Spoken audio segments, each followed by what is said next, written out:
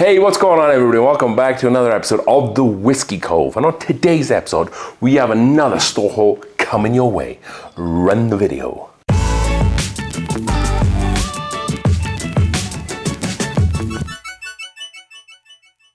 All right then folks, thank you for joining us for another new episode here at The Whiskey Cove. And on today's episode, we are looking at some of the whiskies that I've picked up in this last month or so. There's a little bit of a mixed vibe here. It's not just whiskey. We got a little bit of, we got a brandy bottle. We have a Welsh whiskey. I wonder what that could be. We have a couple of stouts as well, and some other really fun and unique stuff. But mostly bourbon, mostly whiskey. So definitely strap yourself in for about 15 minutes of average whiskey YouTuber content brought to you in the manner that hopefully is somewhat entertaining. So first off, if you're new around here, what we like to do is we like to talk a little bit about the whiskey that I've been able to kill off, the bottles that I've made empty, if you like, in this last month or so. I've been busy.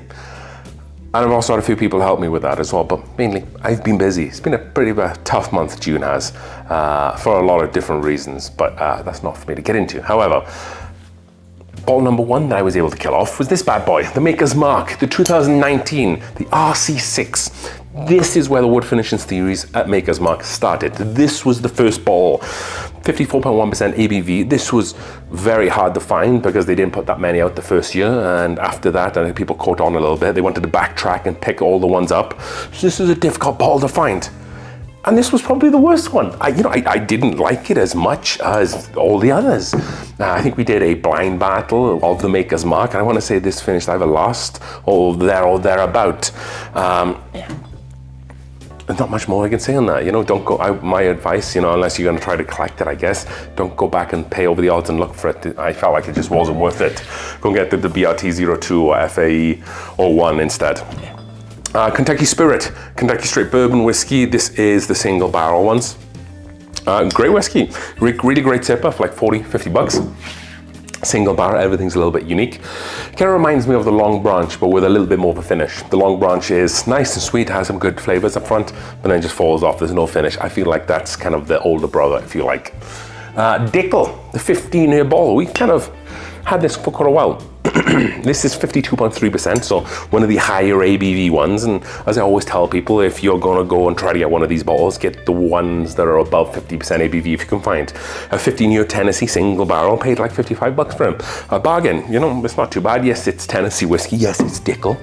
Still 15 years and 50+ % in a single barrel. And there's definitely value to be had there. A great bottle that people often overlook. Next up, Baker 7. We killed this bad boy off. This is going to be 7 years and 10 months, not as old as some of the other Bakers that we've had. 53.5% ABV. We get these quite consistently here down in the Whiskey Cove because they make for really good decanters. The whiskey in them is not bad, it's pretty good. I feel like I'm leaning a little bit more back into Jim Beam not as much as I used to. I used to love Jim Beam. I was brought up in them, and then as soon as I got more into whiskey, I fell away with it, but it's coming back a little bit. They're doing some good stuff. A double oaked pick from Atlas Valley and Purveyors. I think this again was like $60, double oaked whiskey. You don't need to get the picks. I think it all kind of tastes the same. Great whiskey. I would just get Old Forester 1910 instead if you can find it. Bernheim Bourbon. This is made by Bardstown, but it's Cause's brand. Bardstown make it for them. It's good, it's sweet, kind of reminds me of Evan Williams, bottled in bond, but like a lot more money, like $30, $40. I would skip this and just get Evan Williams bottled in bond unless you're a big fan of Cause, then that might be a bottle for you. And then lastly, I told you I've been busy this month, is a Sagamore Spirit pick, aged 6 years, barrel select. This was the first Sagamore Spirit that I ever tried, and that was a pick that I got this of. Excellent, so good. If you're a rye drinker, if you're a proper rye drinker, and you love those heavy rye notes, this had it in abundance. I know this is MGP stuff, but this is like nothing I've ever had from MGP. So their blending must be on point, 55% ABV or 110 proof. It's a single barrel pick, I can't get that anymore, but definitely I'll keep my eyes out for other single barrel picks by Sagamore, because that was very good. That was their source distillate, not their own distillate. I haven't tried their own distillate, I can't speak to that. Anyway, they were the bottles I killed off. I know that took a while. These are the ones that I was able to pick up. The first two we'll do in tandem. And if you saw the video that we did a review on these two. I'm not going to talk too much about it, because you can go back and watch it. One is the Southern Straight Bourbon Whiskey, coming in at 47.5% ABV, and the other is the Southern Bourbon Cask Strength, coming in at 60.32% ABV. I paid about $100 for this. Paid about $50 or so for this, maybe a little bit less. Maybe the numbers aren't quite right there, but I know I paid around about $100 for this. This is hard to get. These are hard to get whiskey. They just came out in Colorado. People really rave about them a lot, so I really wanted to get them. Would I pay $100 for this again? No, I probably wouldn't. I think there's better value for money out there. Go back and watch the review on them, and that will give you a little bit more information, but I don't like them bottles. I don't think they don't fit on the shelves around the Whiskey Cove anywhere. They're like kind of like the Willet pot still. It just gets in the way and it irritates you over time. So expect maybe to see these on an upcoming whiskey haul video where I've just drunk through them just to get them out of the Whiskey Cove. Next up, let's talk Welsh whiskey, and that is going to be Penderyn. Picked up another new Penderyn here. I've been after this bottle for a while. I guess one of my local liquor stores kind of got a little bit of a release from it.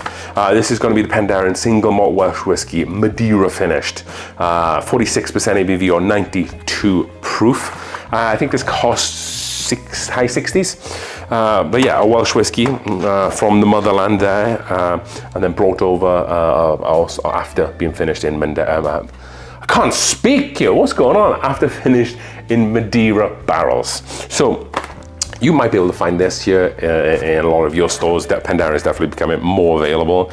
Tasting and nosing notes, a classic freshness with aromas of cream, toffee, rich fruit and raisins. And then the palate is crisp, finely rounded with a sweetness to balance and appetize in dryness, tropical fruit, raisins, vanilla. So really interesting bottle of whiskey. I've had that one before. I've tried it at a barn. Those raisins and kind of those tropical notes definitely do come through, but a very easy sipper at 46% ABV. Next, let's delve into this Elijah Craig that I was able to pick up. So this is an Elijah Craig. This was the official bourbon of the 2024 PGA Championship. I'm still kind of hurting the Rory McIlroy missed 2 short putts that probably go on and beat Bryson DeChambeau, but however, he played an excellent game. So, you know, kudos to Bryson for winning. 47% ABV and 94 proof. This looks like the regular stuff, but there is a little bit of a difference with this one. It comes with the old little cheat sheet on the top here, and then it goes on to say, a unique small batch bourbon crafted with barrels from Rickhouse PGA to honor the 2024 PGA Championship. That's pretty cool, huh? 25% of the barrels from the Rickhouse P, 61% from Rickhouse G, and then 14% from Rickhouse A. As you can see, I have not opened it yet because I'm trying to pick up just a regular small batch just to see kind of how it drinks. It doesn't say it's a special age or anything like that, but pretty cool. Maybe I might not even open it because it is a commemorative bottle, and I think it only costs like $40, so a little bit more than the regular small batch stuff, but they're pretty unique. I kind of like the golf bottles. I have another golf bottle there for the 150th anniversary of the Open in Scotland, and I haven't opened that yet. Moving on, and we have this bottle. This is Copper and Kings, which is an American brandy company. This is pot distilled brandy. So where this is produced and bottled by Copper and Kings American Brandy Company in Louisville, Kentucky. So this is a single barrel. This is, like I said, an American pear brandy. But what I really like about this, there's no added pear flavors. There's no oak flavoring or infusions or caramel colorants. So it doesn't, the flavors that they get are from pears or pear concentrate or like a pear puree, if you like. So real pears, and then it's pot stilled. So I expect to have maybe some pot still spices. I expect it to be sweet because it is brandy. And I'm expecting it to have a really awesome pear note to it there as well. I think this is like $20. Whiskey prices obviously gone out of control, but there's still value to be had in other spirits. I'm not really the biggest fan of brandy, if I'm completely honest. Maybe I have a little bit of a tipple every now and again, but for $20 for pear, which is one of my favorite notes in any liquor, I thought I'll give it a stab. Someone who was out here visiting from Las Vegas, they bought it and they said it was phenomenal. So I'm definitely gonna be looking to get into that. And I, for those people who do drink brandy, how do you drink it? You know, is there a good way to be drinking brandy? Do you just drink it neat? Do you drink it warm? Do you drink it on the rocks? Or do you just drink it room temperature? I would be interested to know. Please leave your suggestions in the comments down below. Moving on, we went to Wyoming, you know, just north of where we are. It's like 2 hours less than that to get to Cheyenne. And we were able to pick up this bad boy, 1792 Sweet Wheat. So this whiskey isn't my favorite 1792. It's probably maybe top 3. However, you know, I wanted another bottle, and we never see these here in Colorado. They just don't come to Colorado. And you can kind of get them a decent amount, or you will see them a decent amount of the times in Wyoming, or what I generally see is like a tag with no bottles left.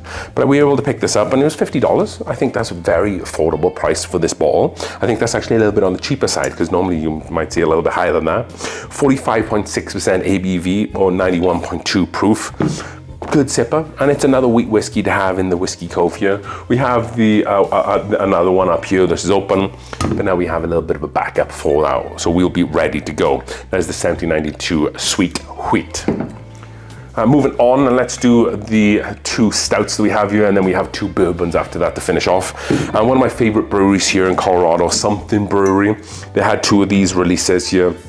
And I think these won awards at the Great American Beer Festival. For those folks who know what that is, it's like the San Francisco Spirit Awards for craft brewery here in the United States, and it's in Denver. So first one is Dr. Mad Muffin, a blueberry muffin Russian Imperial Stout. And this is coming in at 8.5% ABV. Doesn't say that it's finished on any whiskey barrels, but most of the time the higher ABVs can. And then the second one is the Crumb Collector. And look how cool, that's the first one, the labels.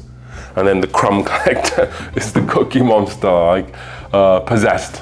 They always have fantastic labels. The Crumb Collector, and this is a cookie and cream Russian Imperial Stout.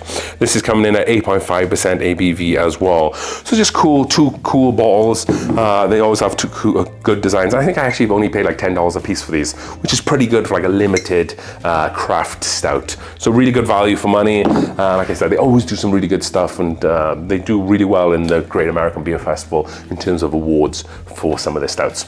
So the last 2 bottles that we have here, and the last one is an interesting one, and one that people tend to call just another Blanton's, if you like. But with that being said, we picked up another High West. So this is a High West Classic Collection bottle. So it's kind of like the new label there.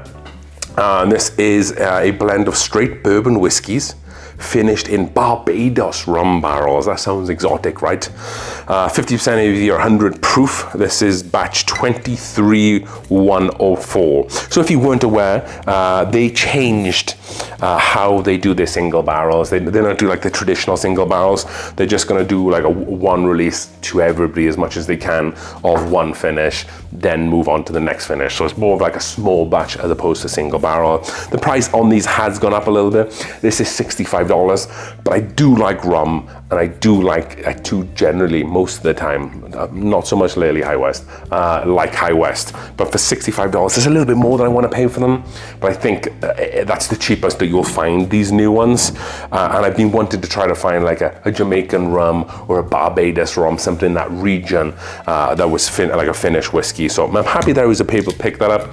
A little bit irked that it's $65, but that is MSRP for them now.